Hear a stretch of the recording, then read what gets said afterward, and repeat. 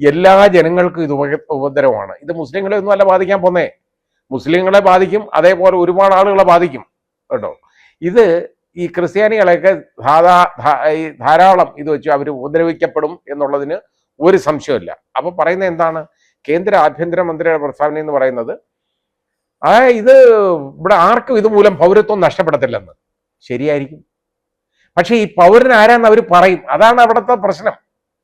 പൗരൻ ആരാണ് എന്ന് ഞങ്ങൾ കാണിക്കും, അവരെ പൗരത്വം നഷ്ടപ്പെടത്തില്ല. അത് തന്നെ പറഞ്ഞുകൊണ്ടിരിക്കുന്നത് ഇപ്പോഴും. ഈ രീതിയിൽ കണ്ണിൽ പൊടിയിടാൻ വേണ്ടിയുള്ള പ്രസ്താവനകളാണ് ഈ നടക്കുന്നതൊക്കെ. അപ്പം മാത്രമല്ല, ഇതിനകത്തുള്ളത് ഈ ആർട്ടിക്കിൾ 14 ഏറ്റവും വലിയ അതിന് വിരുദ്ധമായിട്ടുള്ള ഒരു വകുപ്പാണിത്. ആർട്ടിക്കിൾ 14 ഹനിക്കുന്ന ഒരൊറ്റ കാരണം കൊണ്ട് ആർട്ടിക്കിൾ 13(2) ഭരണഘടനയുടെ അതനുസരിച്ച് ഈ നിയമം നിയമസാധുത ഇല്ലാത്തത് തന്നെയാണ് എന്നാണ് വിശ്വസിക്കുന്നതും. ഞാൻ നിയമപ്രകാരം ഞാൻ പറയുന്നത് അതാണ്, നിയമാനുസരണമായിട്ട്. പക്ഷേ ഇതിൽ നിന്നൊരു തീരുമാനമൊന്നും എളുപ്പമൊന്നും സുപ്രീം കോടതിയിൽ നിന്ന് വരുമെന്ന് ഞാൻ വിശ്വസിക്കുന്നില്ല.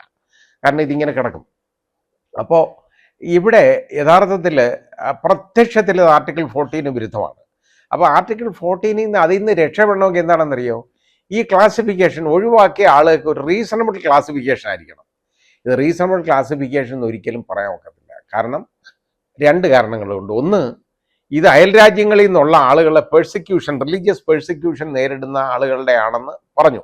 ആണെന്നുണ്ടെങ്കിൽ അയൽ രാജ്യങ്ങളെന്ന് പറയുന്ന ഈ 3 രാജ്യങ്ങൾ മാത്രമല്ല അയൽ രാജ്യങ്ങൾ. ഇവിടെ ചൈനയുണ്ട് നമുക്ക്, അതേപോലെ തന്നെ ടിബറ്റ്, പിന്നെ ഭൂട്ടാൻ, അതേപോലെ തന്നെ നേപ്പാൾ, ശ്രീലങ്ക തുടങ്ങിയ രാജ്യങ്ങളുണ്ട്, ചൈന, ഇതൊക്കെ ഉണ്ട്.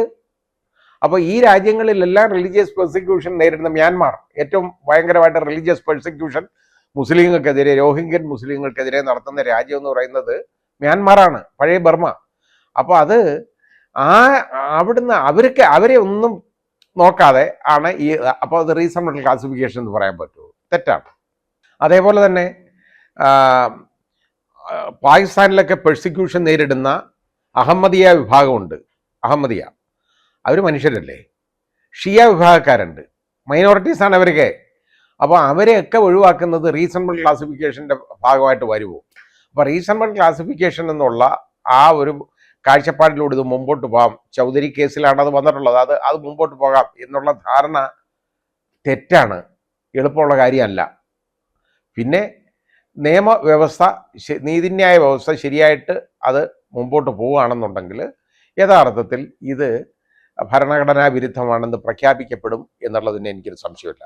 അപ്പോൾ അതിന് ഞങ്ങളത് നടപ്പാക്കത്തില്ല, അത് ചെയ്യത്തില്ല എന്നൊക്കെ പറഞ്ഞ് ഇവിടെ ഇറങ്ങിയേക്കുകയാണ് എന്ന് പറയുന്നത് 4 വോട്ടിന് വേണ്ടി മാത്രമാണ് എന്ന് ജനസമൂഹം ഒന്ന് തിരിച്ചറിയണം.